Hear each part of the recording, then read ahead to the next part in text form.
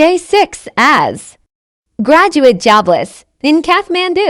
त्यसपछि आज नि फेरि अर्को एचिभमेन्ट 8 बजेभन्दा पहिला उठ्यो। उठिसकेपछि यसो मजाले बेड मिलायो। उठिसकेपछि सट्टै बेड मिलाइहाल्नुपर्छ। बेड मिलाइसकेपछि यसो मजाले मुख हात धोयो, फ्रेस भयो। अनि एकछिन यसो फ्रेस भइसकेपछि रुमलाई मजाले सफा गरियो। रुम सफा गरेपछि यसो हड एक्सर्साइज मजाले एक्सर्साइज पुसअप गरिसकेपछि यसो एकछिन बाहिर निस्कियो। झिङ्गुरको घर बनाउनलाई एउटा कार्डबोर्ड चाहिएको थियो। फर्स्ट पसलमा थिएन, सो सेकेन्ड पसलतिर लाग्यो। सेकेन्ड पसलवालाले एउटा कार्डबोर्ड दिएको छ होइन, कार्टुन। त्यो कार्डबोर्ड सोइ लिएर एकछिन घर पुग्यो। सोइ पानी खाँदै कार्डबोर्ड लिँदै अब झिङ्गुरको घरको तयारी चालु। मजाले कार्डबोर्ड कटिङ सेटिङ गरेर घर तयार।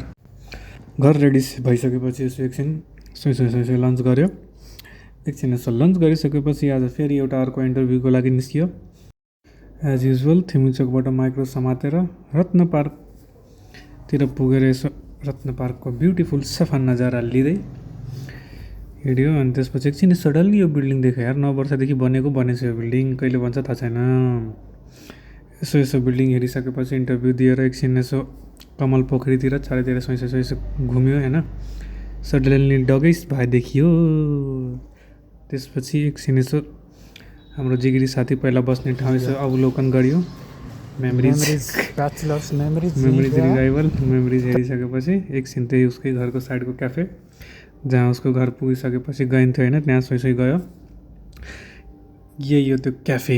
यो क्याफेभित्र पुगेर एकछिन आजको चिया र डिनर यहीँ गऱ्यो होइन।